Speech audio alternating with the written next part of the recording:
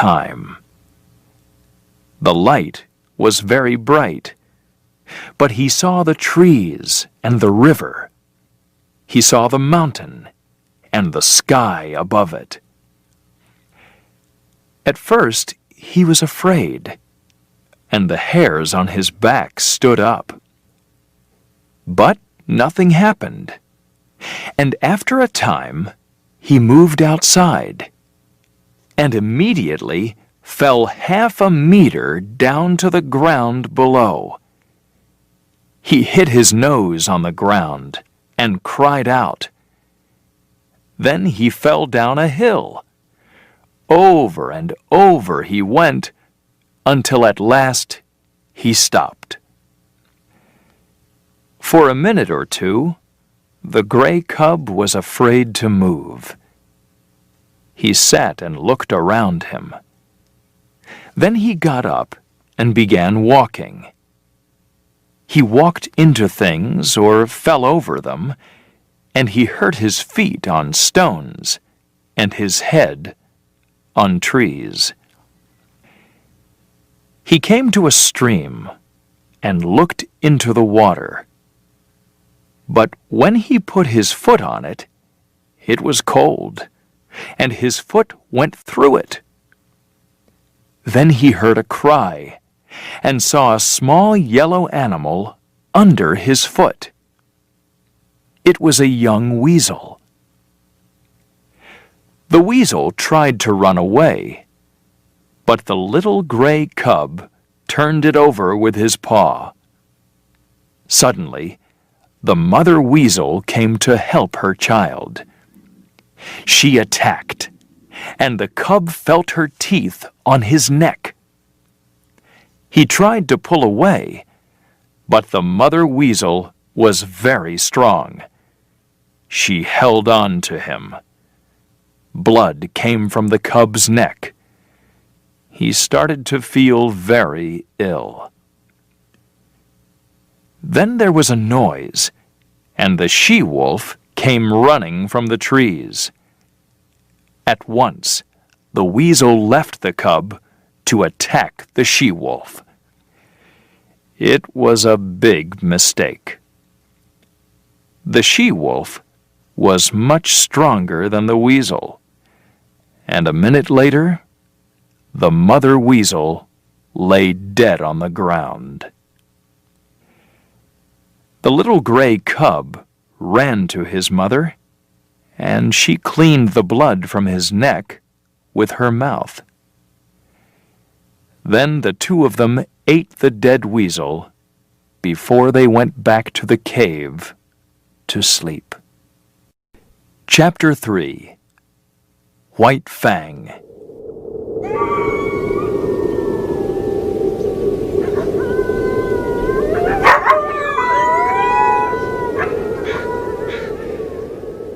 The world outside the cave was full of surprises for the little gray cub, but his world with his mother was a happy one. Then one morning, the cub woke up and left the cave to run down to the stream for a drink. He was still half asleep after a night out hunting for meat. Suddenly, he saw 5 strange animals sitting under the trees.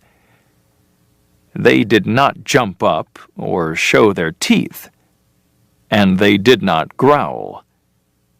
They sat silently watching him, and he felt very small and weak. The 5 men were Indians. One of the Indians got up and walked across to the cub. He put out his hand, and the cub growled and showed his fangs. The Indian laughed. "Look," he said, "White Fangs!"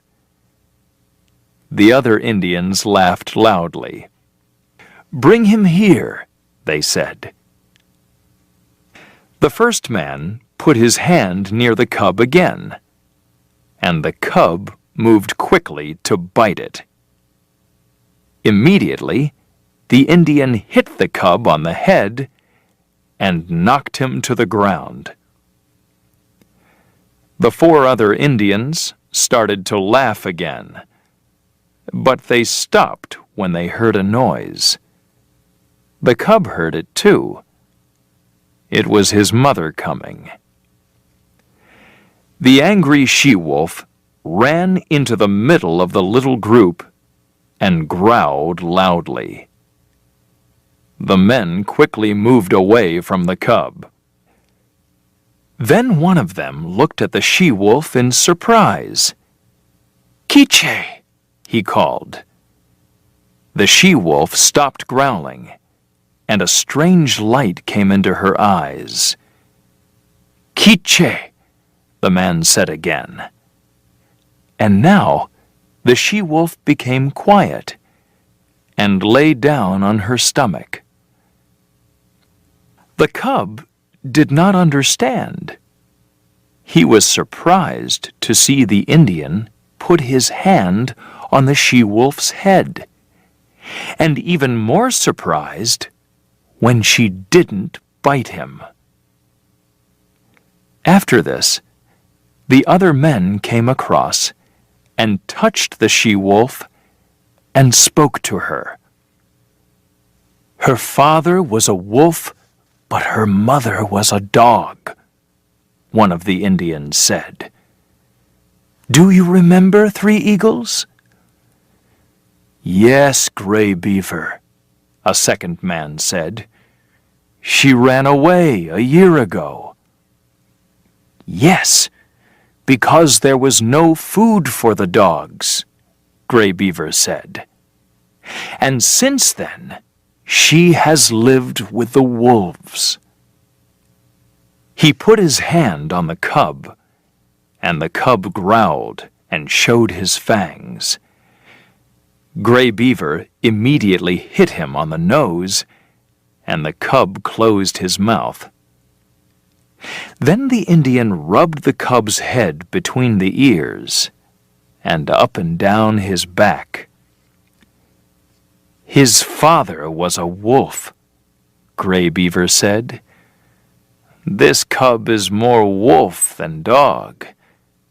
His fangs are white, so his name will be White Fang. He is my dog because Kiche was my brother's dog, and my brother is dead." Gray Beaver tied Kiche to a small tree. White Fang watched him, then went and lay down beside his mother. After a time, more man-animals arrived. There were about 40 men, women, and children, and everyone was carrying something. There were dogs and young puppies, too, and these dogs carried heavy bags on their backs. They saw the wolf cub and ran and jumped on him, but the Indians chased them away. White Fang learned something from this. These man-animals did not bite or fight, but they had power over other animals.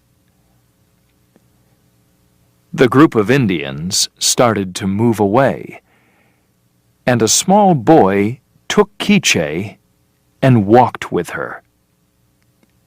White Fang followed them, worried about this new adventure.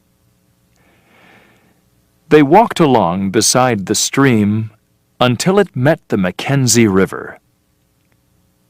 Here, the Indians made their camp. White Fang watched. For him, it was all new and interesting. He moved away from his mother to look around. After a minute or two, a puppy came up to him. The dog's name was Lip Lip, and he liked to fight. White Fang was ready to be friendly until Lip Lip showed his teeth. Then, suddenly, the young dog jumped at White Fang and bit him 3 or 4 times. White Fang ran to his mother, crying. To White Fang, the man-animals were like gods. When they walked, he got out of their way. When they called, he came. One day, 3 eagles got ready to go on a journey up the Mackenzie River, and Gray Beaver gave him Quiche to take with him. White Fang watched 3 eagles take his mother onto a canoe. He jumped into the water and started to swim after them. "Come back!" Gray Beaver shouted to him. The Indian got into his canoe and went after the cub. It did not take him long to catch White Fang and pull him out of the water. Holding him above the boat, Gray Beaver hit him hard. At first, White Fang was surprised. Then he was angry. He growled and showed his teeth, but Gray Beaver hit the cub harder and threw him into the bottom of the boat. White Fang waited only a second or two before biting the Indian's foot. It was a big mistake.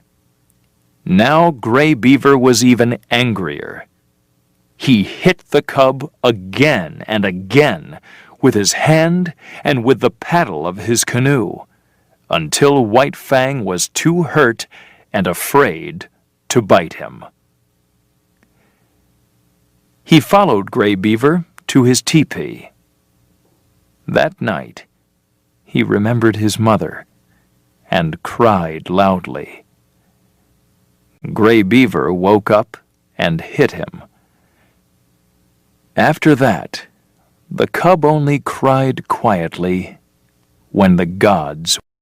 Chapter 4. Learning Lessons.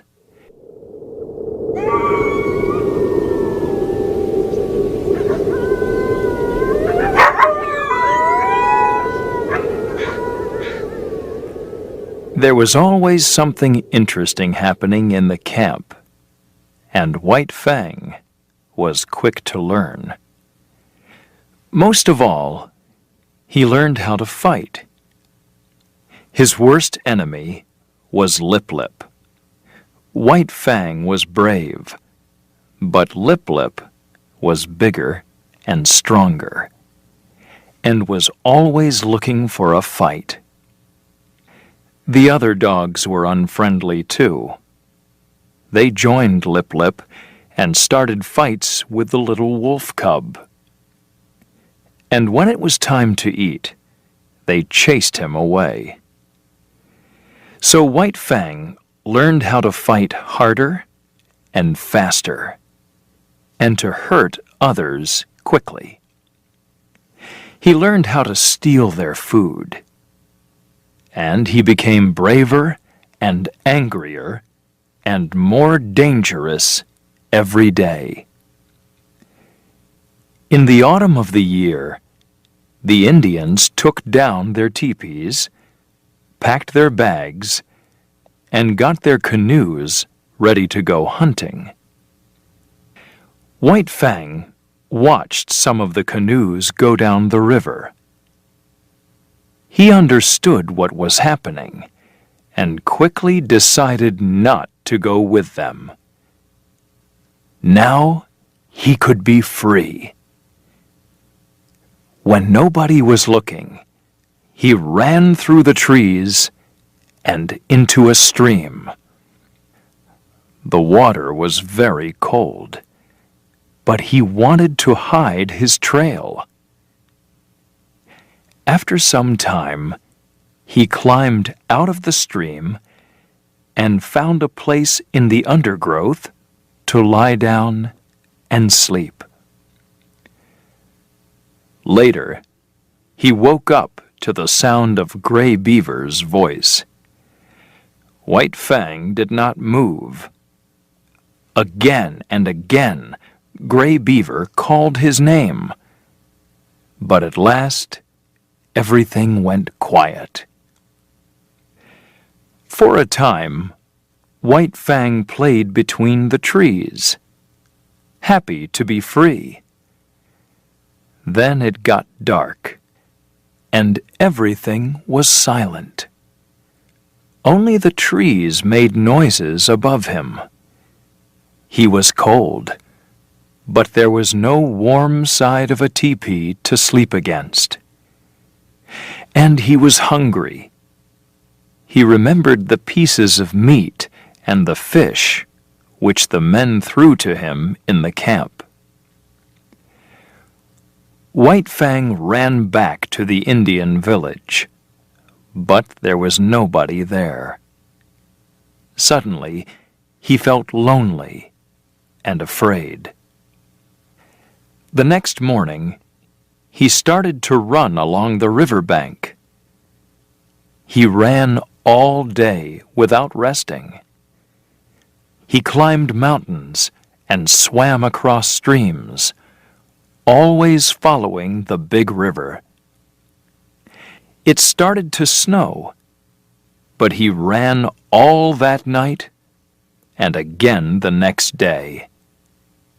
By now, he was weak and hungry. When he was nearly too tired to stand up, he heard the sounds of the camp. Then, near the riverbank, he saw the fire, and he could smell food cooking. Gray Beaver sat next to the fire. He looked up and saw the little gray cub. White Fang crawled slowly across to the Indian. He lay down beside him and waited for Gray Beaver to hit him or shout at him. But Gray Beaver did not hit him. He gave White Fang some meat. White Fang smelled it carefully, then started to eat. He was not afraid now. He was warm and happy to be back with the gods. When it was the middle of December, Gray Beaver went on a journey up the Mackenzie River. His son, Mitsa, and his wife, Klukuch, went with him. They took 2 sleds. Gray Beaver was driving the bigger sled, and Mitsa was driving the smaller sled. White Fang was only 8 months old, and Gray Beaver tied him to Mitsa's sled.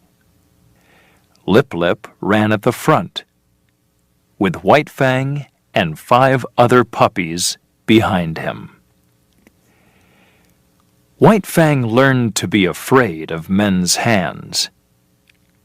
It was true that they sometimes threw him meat, but more often they threw sticks at him or hurt him. And in the village of Great Slave Lake, White Fang learned a new lesson. A boy was cutting up some meat when some of it fell on the ground near White Fang. Meat that fell on the ground was usually for the dogs, so the young wolf cub immediately started to eat it. Then he saw the boy put down his knife and pick up a large, heavy stick. White Fang did not understand. He ran away, but the boy chased him and tried to hit him. White Fang became angry. Without stopping to think, he turned and bit the boy's hand. Immediately, he was